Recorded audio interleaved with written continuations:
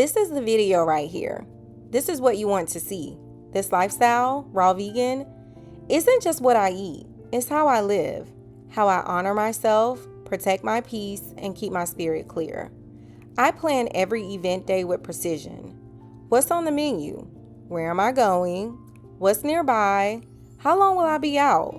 How fast can I get home if I need to?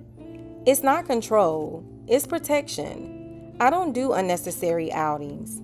If it's not aligned, I say no.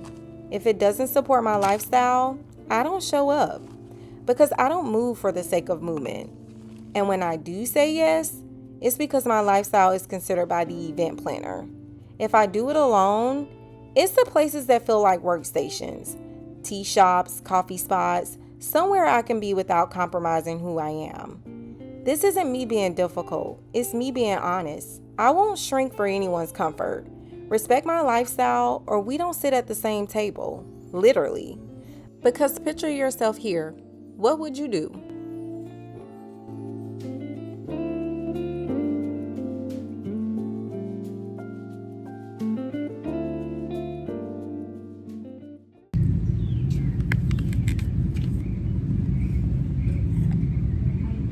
One fact to know is I've been there at the table feeling like the odd one out, brushing off comments, explaining myself, trying to make others comfortable. Never again. Now I do kind of still find myself explaining things, but I don't mind that. I give everyone a choice to leave or stay, in my life that is. And the ones who stay, they get it. I don't listen to the noise, I create my own frequency, and I definitely don't debate on whether or not this is a healthy lifestyle. People don't question what they respect, and I make it clear, this is serious business. I enjoy outdoor events, particularly the ones not centered around food. I love shopping, and I love a nice relaxing spa day. I'm active, but most importantly, I know how to have a good time. But sometimes unexpected things happen. And when it's too much, when I feel like my back is against the wall, I go home. I'm always leaving the house with something. So today I actually have and let me just show you guys. I have some water, apples, avocado, my golden berries, which honestly I usually put them in a Ziploc bag, but I didn't have one. So, I mean, it is what it is, but I'm never leaving the house. And let me just show you guys before I get into it, my fun little bag. Isn't this so cute? Yes, so I'm never leaving the house without something. It doesn't matter if I'm going to a coffee shop. I know I can purchase something. And even with coffee shops, it's really like for the tea or, depending on depending on the coffee shop, I may order a matcha latte because a lot of them, they only use whole milk. They don't use almond milk, they don't have unsweetened almond milk. So it all depends on the coffee shop, and I'm pretty used to the coffee shops around here, so I know where I can get something from. But I'm always prepared, like over prepared, because I'm coming with my own stuff. Just in case things don't play out the way I want them to at the coffee shop or whatever, I'm still coming with my stuff. Also, that applies to restaurant as well. My default is salad. If they have something else on the menu, or sometimes I'll ask my waiter to go and speak with the chef to see if they could be a little creative with my dish. Sometimes they can, sometimes they can't, but overall I always come with a full belly to a restaurant. So if I get a salad, it's not really, harming me in any way. It's not making me feel like I'm out of place or anything, because honestly, I pull people into my world. I rarely ever try to adapt to theirs. Like, it's never a situation where I put my own lifestyle on the back burner. Like, it's first priority for me. So I don't ever go anywhere where I feel uncomfortable. For a long time, food was the center of everything. Socializing, celebrating, even just passing time. But lately, I've found new spaces to center my life around. Spaces that don't revolve around what's on my plate. Art galleries have become one of my favorite escapes. Sure, there might be food in the corner somewhere, but it's not the main event. We're all there for the same reasons, to experience beauty, creativity, and connection beyond what we consume. I truly get to be myself. I get to appreciate art, but specifically the person behind the art that was brave enough to create despite their challenges. Coffee shops are just my everyday stop shop. They're my comfort zone, a place where I can just be, work on my projects, watch people, get inspired.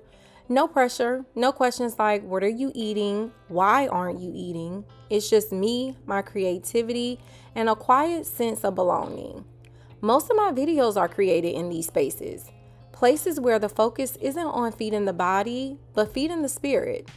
Finding comfort outside of food has been one of the most freeing parts of this journey, and honestly, it's only the beginning. I used to think finding comfort outside of food would feel lonely, but it's been the exact opposite. Coffee shops have become my safe space, my creative playground. There's something magical about them. The way people gather, but don't hover.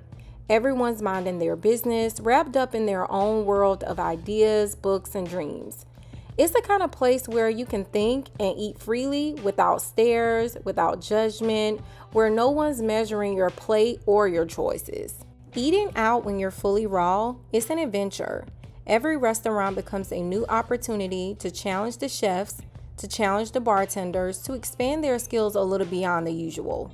Most times, they rise to the occasion. They get excited. They create these beautiful, unexpected raw dishes just by tapping into their creativity. And then there are days like today, when the creativity isn't quite flowing, and I end up with my default, a big fresh salad. And honestly, that's fine, because I'm always prepared. I never allow myself to go without, not physically, not emotionally. Food might look simple sometimes, but I'm not just eating for survival. I'm eating with purpose, with love, with pride. Even when they don't fully understand raw, I take it as a teaching moment. I show them a different way of thinking about food, a different way of honoring the body. And through all of it, I enjoy myself, because being raw isn't about being rigid. It's about living creatively, no matter what's on the menu. Speaking of menu, let's be real. Most restaurants, they don't have raw desserts. Maybe a fruit plate if you're lucky, but that doesn't mean I have to miss out on dessert. When my sweet tooth calls, I answer. And I'm not about to wait 12 hours for soaking and setting and all of that anymore. That part of my raw journey, over, done, retired. When I say I need it now, I mean right now. That's why I created my raw vegan Dubai chocolate strawberry cup. Simple, fast, no soaking overnight, no waiting, no drama, just pure rich chocolate goodness, layered with fresh juicy strawberry. Now I know it might not look like much, but that's the beauty of it. Because when you're creating something from real living foods, it's not about rushing to the end. It's about trusting the process. And trust me, the final results, always worth it. I don't eat like this every day. Desserts, even raw ones, are a special treat in my life. There are moments of celebration, not just for my taste buds, but for everything I'm building. A lifestyle of awareness, of intention, of joy. And the best part, I know exactly what's going into my body. No hidden fillers, no processed mystery ingredients, just real food, pure, clean, and simple. It's not just dessert. It's a reminder that sometimes the simplest things are the most beautiful. I hope this video inspired you, and I can't wait to see you in my next one. Up and leave. Take a lot of courage just to live out your dreams. Bigger picture I could see if I just close my